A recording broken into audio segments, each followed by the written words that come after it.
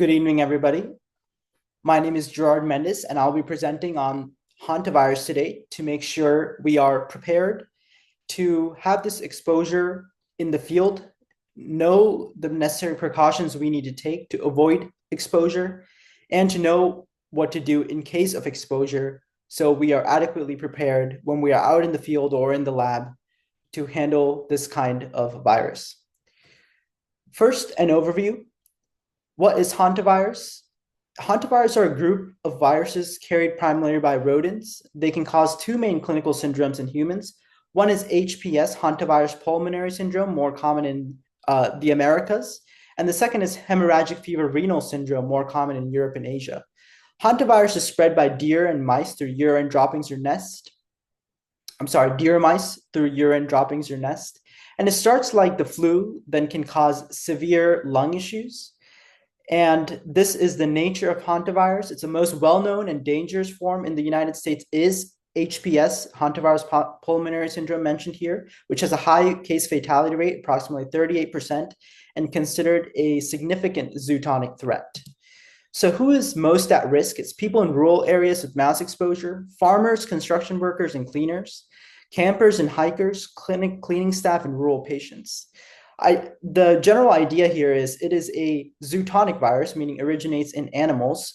Very rare that, or almost never that it has human to human transmission, but rather animal to human transmission. So for you to be exposed to the virus, you need to have come in contact with mice or rodent or the infected animal's saliva, feces, or any other bodily fluids. Where and when to test?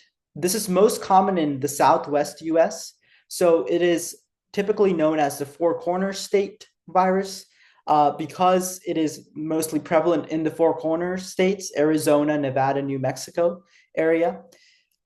It's situational. So test patients with breathing issues and rodent exposure. Those two things together usually are a very big red flag.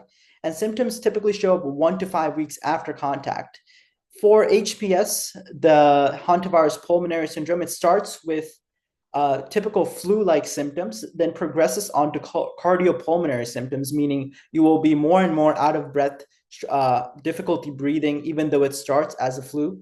So those things combined with rodent exposure, combined with geographical significance, will determine when to test and where to go. Of course, in doubt, when in these states, or if you've had exposure, it's always better to play it safe and get tested. How to protect staff and patients: wearing gloves and 95 masks when cleaning, not sweeping or vacuuming rodent areas or coming into contact with the rodent areas, using bleach spray, waiting 5 minutes, then wiping to make sure all the contaminated surfaces are taken care of, and to ventilate rooms and wash hands afterwards. Again, this is a zoonotic virus spread from animal to human. So the more we can mitigate the exposure to feces, saliva, and other bodily fluids of the rodents, the greater chance you have to avoid exposure altogether and prevent the risk of this virus. Why this matters? Hantavirus is rare, but it is deadly. It is fatal in 1 in 3 cases. Early protection and awareness saves lives. So the way the virus is with its virology and pathogenicity is somewhat complicated. It is a single-stranded negative sense RNA virus and usually tested from reverse transcriptase PCR. With this, the virus is low prevalence but high fatality and high mortality, meaning it's very rare that you will be exposed to this. But in the case you are exposed to this, you want to take the most precautions possible to make sure you're tested early, detect symptoms early, and piece together the puzzle that I was in this certain geographical region where this virus could be present. I was exposed to this certain animal, which the virus could be present. And I have these symptoms that are ongoing and persistent that started as flu. Now I have cardiopulmonary symptoms and progressing further, raising much alarm.